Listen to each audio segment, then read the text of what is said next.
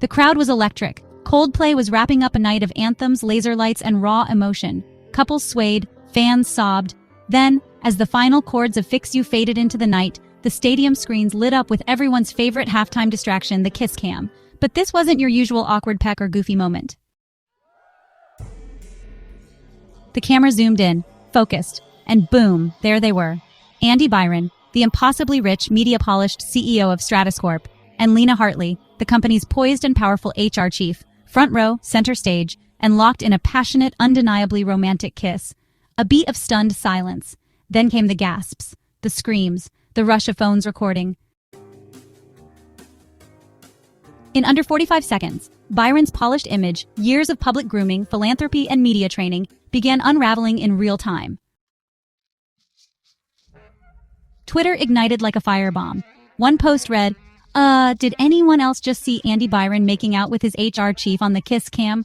Within minutes, hashtags like hashtag Stratus Scandal, hashtag Kiss Cam Chaos, and hashtag Byron Exposed were trending globally. And then the fallout began.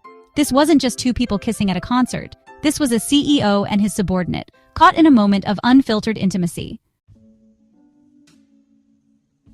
Lena Hartley, an executive whose very job is to enforce workplace ethics, was now at the center of what looked like a catastrophic violation of her own policies.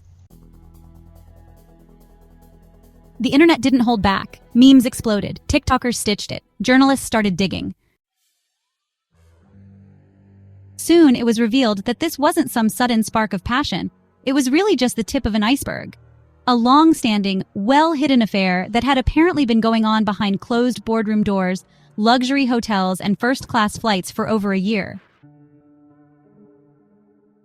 Insiders spilled the tea late-night meetings that went off calendar, weekend retreats disguised as talent summits, and private dinners booked under pseudonyms. Company expense reports flagged by finance, quietly cleared by HR, anonymous complaints about favoritism, disappeared mysteriously, signed off by Lena herself. Even more damning, Lena had recently implemented an internal review of all interpersonal relations policies, citing the need for modern workplace flexibility. In hindsight, it feels less like progress, and more like preemptive damage control. And here's where it turns from scandal to strategic betrayal.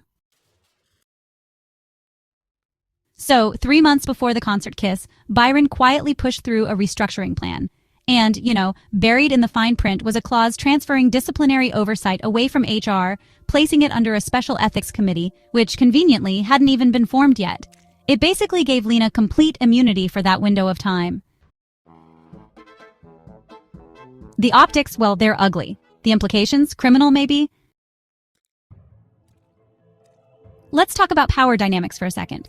Andy Byron is not just some mid-level manager. He's the architect of Stratus Corp's global dominance. His influence stretches across tech, finance, even politics. And Lena? She's his direct subordinate. There's really no way to slice this without triggering some serious questions about coercion, favoritism, and abuse of power.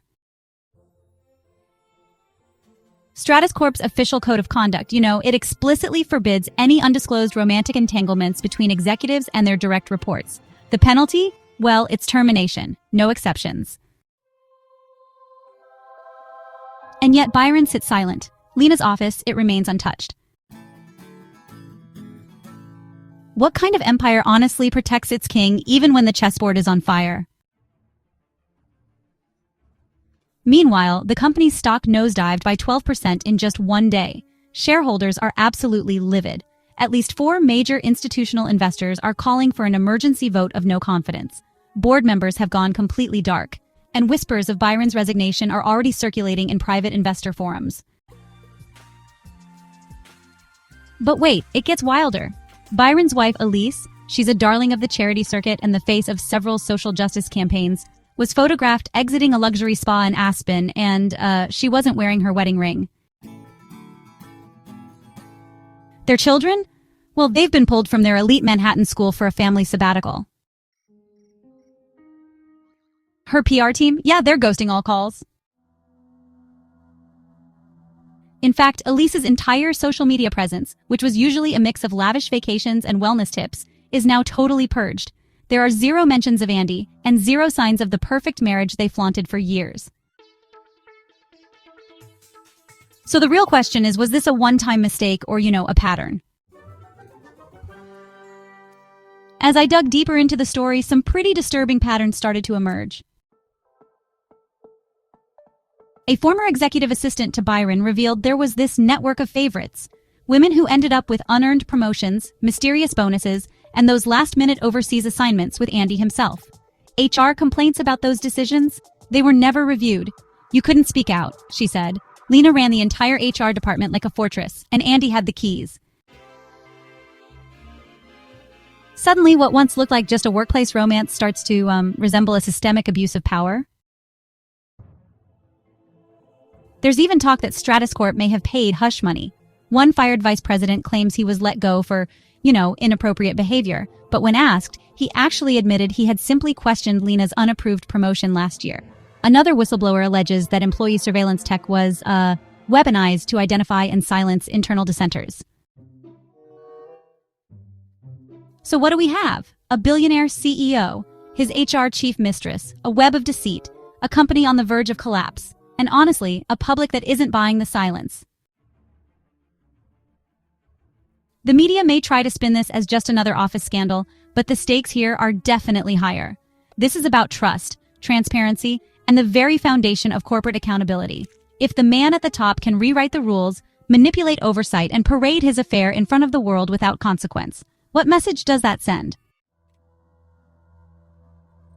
And still, Byron hasn't spoken. No press conference, no apology, just a few bland lines from the PR team saying, "We're conducting an internal review." A statement so empty it may as well have been written by ChatGPT. The internet isn't waiting. Journalists are chasing subpoenas, Reddit sleuths are building a timeline, TikTok detectives have already pinpointed hotel dates, fake reservations, even GPS data showing Lena's car parked at Byron's private residence on multiple weekends. And fans? They've turned into investigative armies. From decoding social media likes to analyzing the exact moment on the Kiss Cam when Byron smirks, the world is putting this man on trial before any board ever will.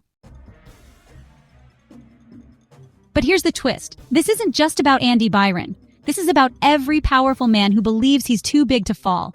Every company that builds a culture of silence. Every HR department weaponized to protect those at the top instead of the vulnerable. This is about accountability. It's about justice. Because if a CEO can openly romance his subordinate, rewrite the company rulebook, dodge consequences, and kiss her on a public screen while thousands cheer on unknowingly, then what else is being hidden behind the boardroom doors?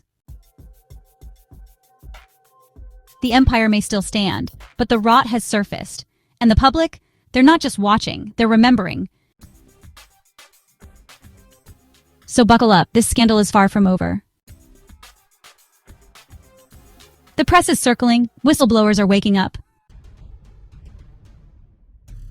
And you better believe this story has only just begun. If you thought that kiss was explosive, wait until you see the emails.